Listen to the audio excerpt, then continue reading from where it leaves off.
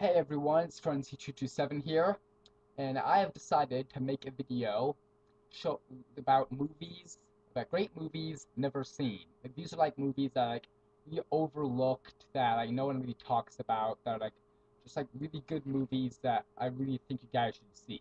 Got right here. First movie I'm gonna talk about is Thunderbirds.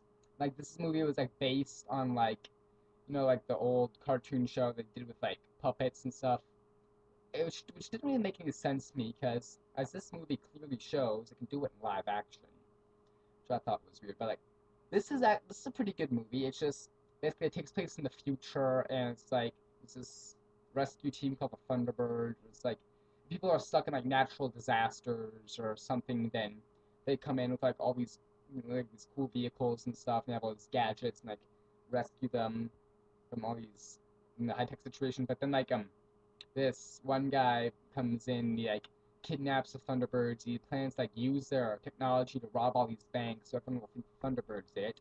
So this kid right here and his friends, one of them is actually Vanessa and Hudgens. Yeah, actually, this is Vanessa and Hudgens is in this movie. And actually, so these kids they have to stop them and save the Thunderbirds. This was pretty good. It's actually a pretty good movie. I definitely recommend you see this one. This was a movie that everyone hated, and for some reason, I really liked this movie. I thought this was really good.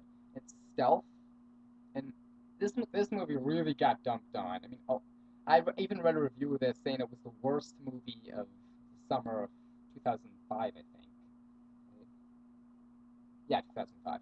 But this was actually, I really did like this. I thought it was really good. And it's basically about it's these guys, these pilots, this top secret Navy program, and they fly these super high tech jets for all these super secret missions. And then they make this new plane that has an artificial brain that flies itself. And then it gets struck by lightning on this mission. It goes haywire, starts killing people. Not the most original plot, but I don't know. I really did like this movie. I thought this was really good, and it's a shame everyone says just this is just a really bad movie. It's really worth checking out. It's definitely a good movie. These are two movies I'll probably get hated on for liking these movies, but got Brother Bear and Brother Bear 2, which sucks for this one. But I did like both of these movies. These were both really good, and I know Brother Bear. I know this one went to theaters, and a lot of people saw this a lot more than they saw this one, just straight to DVD. But it just the straight this this one, Brother Bear 2. This was actually really good. I think this is really the only good straight to DVD Disney sequel they made. Because for one thing, they actually got most of the original cast back for this one. They got Rick Moranis and Dave Thomas. I actually recently found out this was the last movie Rick Moranis did before he basically retired. I didn't know that till a few days ago, but I think both of these movies actually are really good. Problem with both of them is that you can see the ending for both of these movies coming from a mile away. It's just they're really predictable, but I think they are really good movies and definitely worth checking out. Big Fat Liar. This is a really good movie. It's a Nickelodeon movie they made, and it's basically Frankie Muniz's character is really famous for he lies a lot, lies to get out of sticky situations, and basically a lot of people really don't trust him. And so and one day he writes his paper for school, and while he's going to turn in the paper, he hits this limo, so he hitches a ride with the guys, and basically Paul Giamatti is in the limo, and he's this big famous Hollywood producer. Then when Frankie Muniz gets out of the limo, he leaves his essay he's going to turn in his Paul Giamatti's limo. But Paul Giamatti takes the essay and turns it into his big movie. Of course, when Frankie Muniz tells everyone about this, of course, no one believes him. So he and Amanda Bynes, sorry, he and Amanda Bynes, they go to Hollywood and they play all these pranks on him to get him to tell the truth. This was pretty good. This was actually really funny, and they got a lot of guys making cameos in this, Jaleel White and Lee Majors got a lot of cameos in this. And problem is, this movie was actually filmed at Universal Studios, and in the movie they go to Universal Studios, and it's funny because the movie that Paul Giamatti's making is actually called Big Fat Liar. So it's a movie about a movie. It's a movie called Big Fat Liar about a movie called Big Fat Liar at the same studio that this movie was filmed. So yeah, they're kind of bending the rules a lot with this movie, but it was good. It was a good one. This one I had on VHS and that I used to watch a lot. Of course, when we threw out a VHS player, I obviously hadn't watched this in a while. And the Nostalgia Critic's review of this made me want to watch it again. It was Pokemon the first movie. And this was actually a really good one. I think of all the Pokemon movies, this is like one of the best. Like this and there are a couple others. There's this, Pokemon the movie 2000, which I can't show. It was like about Articuno, Moltres, and Zapdos on these islands. And the other good one was, which no one knows about, was Mewtwo's Return, which is basically like continuing off of this one. Like, telling a story what happened to Mewtwo and the clones after they left the island. And the other really good Pokemon movie, which I can show you, is Pokemon Heroes, or Pokemon 5 if you prefer. This was the fifth Pokemon movie. This was actually the last Pokemon movie to get a theatrical release. This is the last one to go to theaters, and after that they all went straight to DVD.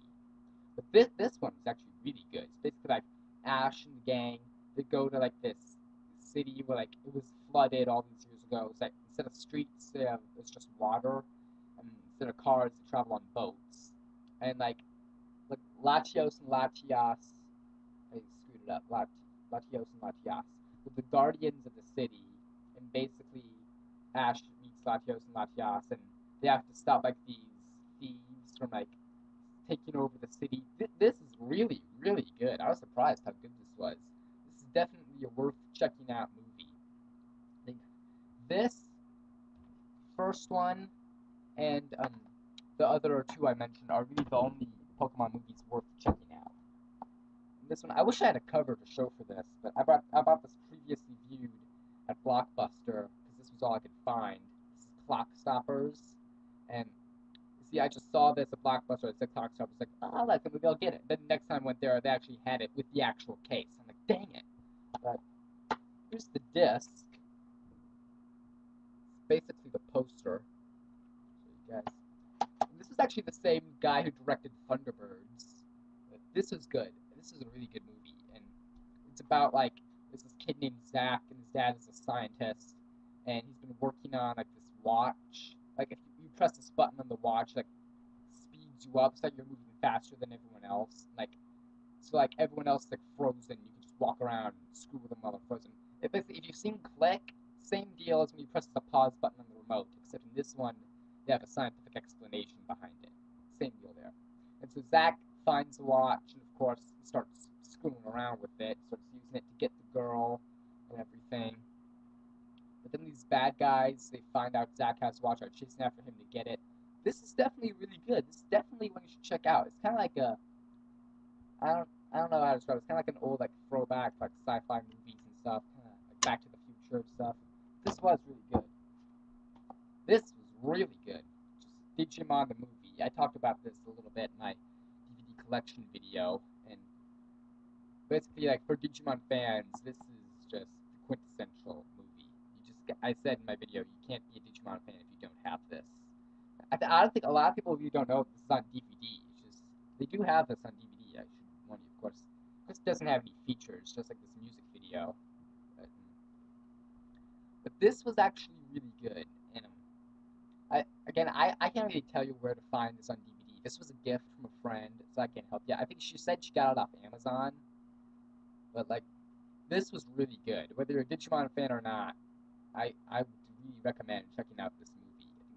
Actually, I think it's, and also it does, if you're not a Digimon fan, this does explain a lot about Digimon stuff. So seriously, check this out. This was definitely good.